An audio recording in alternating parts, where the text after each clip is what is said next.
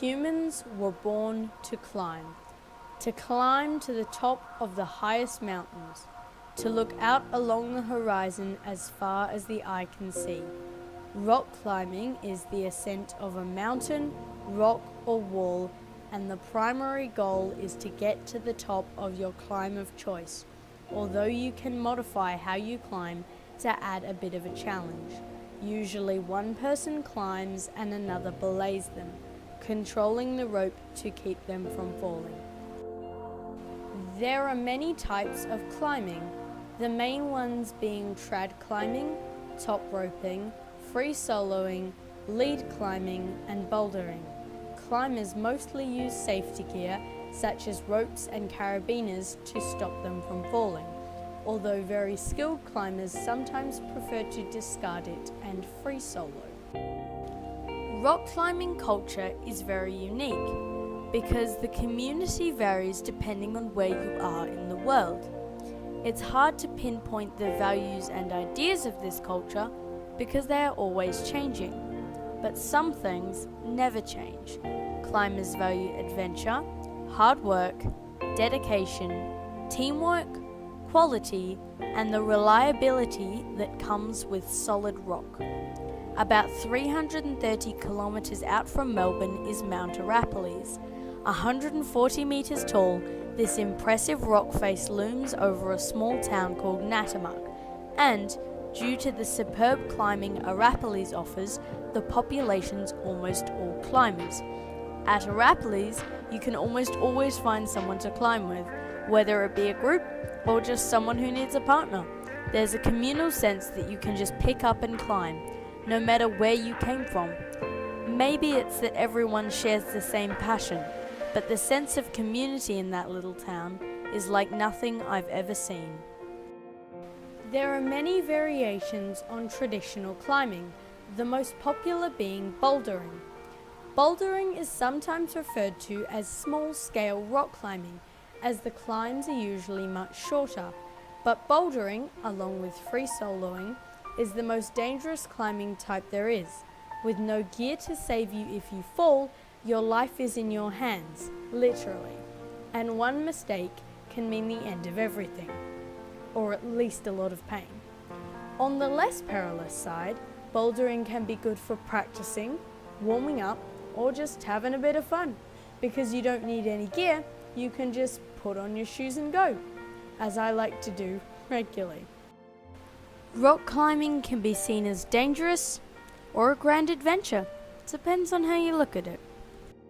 Before the invention of safety gear, such as carabiners and helmets, if you fell from high enough, you died, and that was that. So naturally, climbing was not the most popular activity. Risking your life for a bit of fun or for sport might have been appealing to young boys, but to the general population it was reckless and it was dangerous. Many people still fear rock climbing, and for many reasons. The two most common today are fear of heights and a fear of falling. With heights, you have two options. Try and conquer your fear, or just don't climb at all. But falling's a bit more complex. Safety gear nowadays is so advanced that if you use it correctly and communicate properly, it's safer than riding a bike down the road. But if you're 50 meters up and on a particularly tricky move, sometimes your brain can forget that. If you're not scared, rock climbing can be fitness, fun, exciting, and a good way to bring people together. So, we mentioned safety gear, but how did that safety gear come about? Well, today the most widely recognized piece of climbing equipment is the carabiner, so let's talk about that.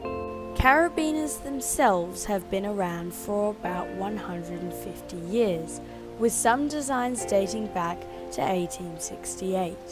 Soldiers carried carabin rifles with a strap, connected by a hook and gate, leading to the German name Karabiner Haken, meaning spring hook. The carabiner was first adapted for climbing by Otto Rambo Herzog in 1911. Herzog based the original spring-loaded gates off of fireman's tools.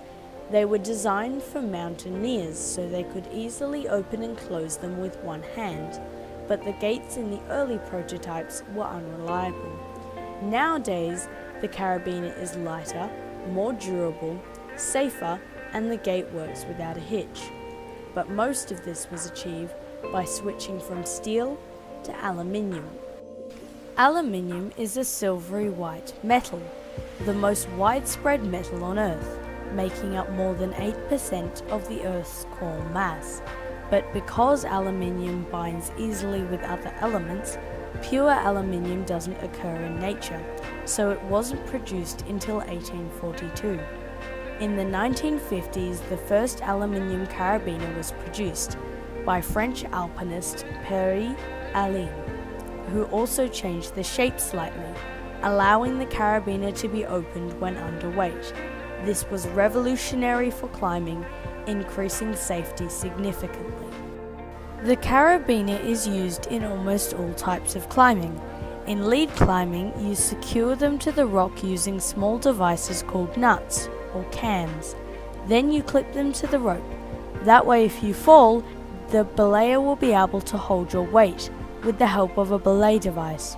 Usually a seconder goes up after and takes out the gear as they climb past, being belayed from the top. And so, a perilous prospect became a novelty, something for anyone to enjoy safely. Thanks to Otto and his insight, climbing has become a worldwide sport, a community, an experience. Thank you for watching. Maybe I'll see you out there.